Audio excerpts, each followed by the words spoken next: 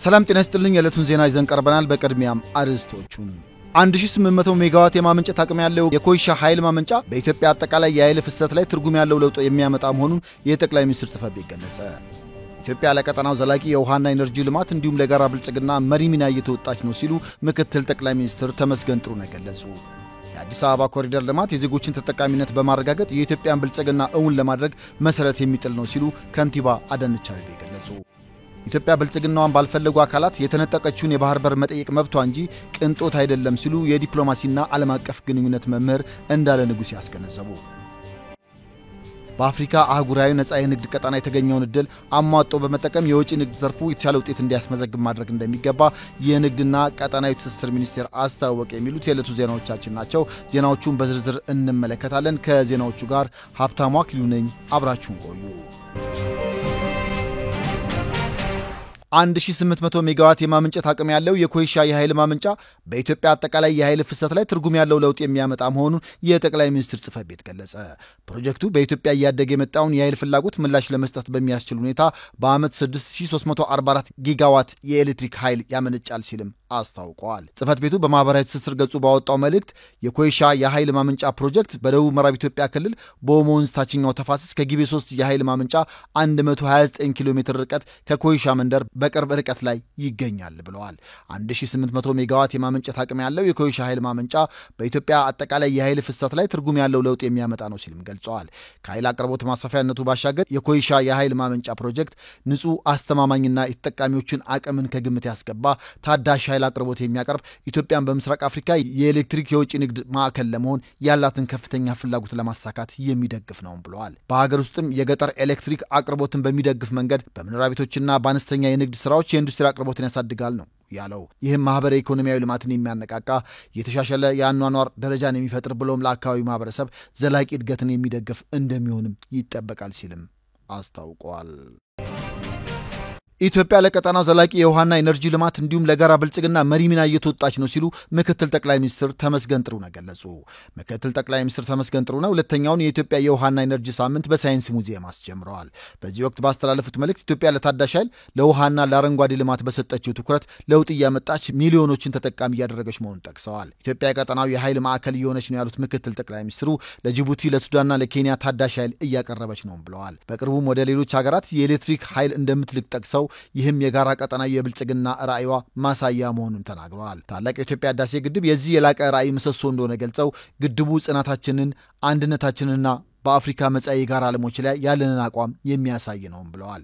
የግድቡ አገልግሎት ከኃይል ልማት ባሻገር ለብዝሃ ህይወት ጥበቃ፣ ጎርፍን ለመከላከልና በታችኛው ተፋሰስ ስላሉ ሀገራት የተስተካከለ የውሃ ፍሰት እንዲያገኙ ያስችላል ብለዋል። ከፉክክር ይልቅ የጋራ ተጠቃሚነትንና ትብብርን ለማረጋገጥ ወሳኝ መሆኑን በማንሳትም ኢትዮጵያ ድንበር ተሻጋሪ ወንዞቿ የቀጠናው ትስስር መሰረቶች ናቸው በሚል ግልጽ አቋም እየሰራች እንደምትገኝም ገልጸዋል። ለአብነትም በአረንጓዴ አሻራ መርሃ ግብር ባለፉት ዓመታት ከተተከሉ ከ48 ቢሊዮን በላይ ችግኞች 1/3 ያህሉ በአባይ ተፋሰስ መተከላቸውና ይህም ለሌሎች ሀገራት ፋይዳው የላቀ መሆኑን አስረድተዋል። በሌላ በኩል ኢኮኖሚያችን እያደገ ከመሆኑ ጋር ተያይዞ የባህር በር ማግኘት ለቀጣይ ጣፈንታችን ዋስትና የሚሰጥ ነው ያሉት ምክትል ጠቅላይ ሚኒስትሩ የባህር በር ለኢትዮጵያ የግድ አስፈላጊ መሆኑን ገልጸዋል።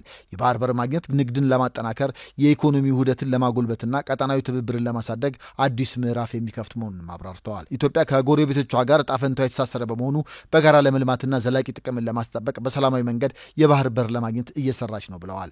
አፍሪካ ዘላቂ የውሃና ኢነርጂ ዋስትና እንድታረጋግጥ ኢትዮጵያ መሪ ሚናዋን መወጣቷን እንደምትቀጥልም አረጋግጠዋል።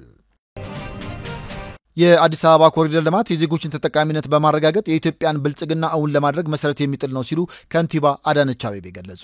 አዲስ አበባን እንደ ስሟ ውብ ለማድረግ በተጀመሩ የኮሪደር ልማት ስራዎች ለተሳተፉ አካላት የምስጋና መርሃ ግብር ተከናውነዋል። ከመስቀል አደባባይ መገናኛ ሳውዝ ጌት፣ ከቦሌ ቪአይፒ ጎሮ አዲስ ዓለም አቀፍ ኮንቬንሽን ማዕከል፣ ከአንበሳ ጋራዥ ጎሮና ከሳር ቤት ጀርመን አደባባይ ኃይሌ ጋርመንት ፉሪ አስደማሚ ስራ እንዲከናወን ላደረጉ የመዲናዋ ነዋሪዎች፣ ኢንጂነሮች፣ አማካሪዎች፣ የመንግስት የስራ ኃላፊዎችና ባለሙያዎችን አመስግነዋል።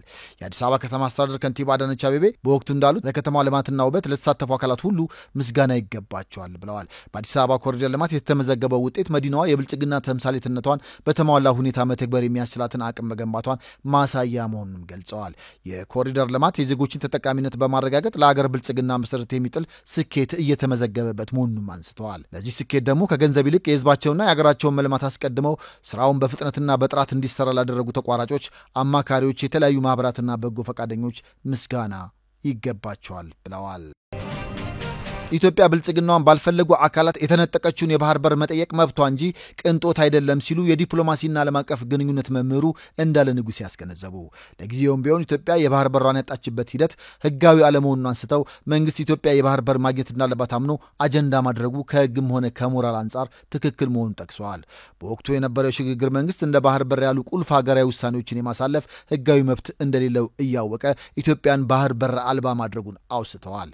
ለዓለምና አህጉር አቀፍ ትላልቅ ተቋማት ምስረታ ፊታውራሪዋ ከጎረቤቶቿ ጋርም በሰላም ማስከበር በወንዝ በቋንቋ በባህል በመሰረተ ልማት የተቆራኘችው ኢትዮጵያ ከሚናዋ አንጻር የባህር በር ጥያቄዋ ሊደገፍ እንደሚገባ ማስገንዝበዋል። ኢትዮጵያ ብልጽግናዋን ባልፈለጉ አካላት የተነጠቀችውን የባህር በር መጠየቅ መብቷ እንጂ ቅንጦት እንዳልሆነም በአጽንኦት ገልጸዋል። ከሞራልም ሆነ ከህግ አንጻር የተፈጸመው ስህተት መሆኑን አስገንዝበው ኢትዮጵያ በአሻጥር የተቀማችውን የባህር በር ለማግኘት የምታደርገውን ዲፕሎማሲያዊ መንገድ እንድታጠናክር መክረዋል። ይህ ተሳካ ማለት ጥቅሙ ለጎረቤት ሀገራት ጭምር መሆኑን በመገንዘብ የኢትዮጵያ ደህንነትና መልማት የቀጠናው ጭምር ስለሆነ ጥያቄዋ እንዲመለስ መደገፍ ይገባልም ብለዋል። ከባህር በር ጋር በተያያዘ ከሳውዲ አረቢያና ጆርዳን እንዲሁም ከአንጎላና ዲሞክራቲክ ሪፐብሊክ ኮንጎ ተሞክሮች መማር እንደሚገባ ጠቅሰው አይቻልም የሚባል ነገር እንደሌለም አመላክተዋል። በአፍሪካ አህጉራዊ ነጻ የንግድ ቀጠና የተገኘውን እድል አሟጦ በመጠቀም የወጪ ንግድ ዘርፉ የተሻለ ውጤት እንዲያስመዘግብ ማድረግ እንደሚገባ የንግድና ቀጠናዊ ትስስር ሚኒስቴር አስታወቀ። በንግድና ቀጠናዊ ትስስር ሚኒስቴር የአፍሪካ አህጉራዊ ነጻ የንግድ ቀጠና ዴስክ አስተባባሪ አቶ ሳሙኤል ግዛው ለኢዜአ እንዳሉት የአፍሪካ አህጉራዊ ነጻ የንግድ ቀጠና ግብይት ወደ ትግበራ ገብተዋል። ግብይቱ በአፍሪካ ካለው ሰፊ የህዝብ ቁጥርና ዓመታዊ ምርት ጂዲፒ አንጻር ሰፊ የገበያ እድል ይዞ የመጣ በመሆኑ የንግዱ ማህበረሰብና ሌሎች ተዋናያን በስፋት ሊጠቀሙበት ይገባል ነው ያሉት። ግብይቱን በዋናነት ታሪፍን ከመቀነስ ባለፈ አስቸጋሪ አሰራሮችን የሚያስቀር በመሆኑ በገበያ ላይ ተወዳዳሪ ለመሆኑ የሚያስችል ስለመሆኑም አብራርተዋል። ግብይቱ የወጪ ንግድ እንቅስቃሴን በከፍተኛ ፍጥነት የሚያሳድገው በመሆኑ መንግስት መደላድሎቹን መፍጠሩን ነው አቶ ሳሙኤል የገለጹት። የንግዱ ማህበረሰብ በአፍሪካ አህጉራዊ ነጻ የንግድ ቀጠና የተፈጠረውን የገበያ ዕድል አሟጦ ለመጠቀም ዝግጅት ማድረግ እንደሚገባቸው ነው ያሳሰቡት። የአፍሪካ አህጉር ነጻ የንግድ ቀጠና ስምምነት ስራ ላይ መዋሉ የመዳረሻ ሀገራትን ለማስፋት ከፍተኛ አስተዋጽኦ እንዳለው በወጪ ንግድ ላይ የተሰማሩ ዜጎች ገልጸዋል። ስምምነቱ ምርቶችን ወደ አፍሪካ ሀገራት ገበያዎች ለመላክና ተወዳዳሪነትን ለማሳደግ ትልቅ ፋይዳ እንዳለውም ገልጸዋል። ዜናዎቹ እነዚህ ነበሩ። ከዜናዎቹ ጋር ሀብታሙ አክሊሉ ነበርኩኝ። ሰላም ቆዩ።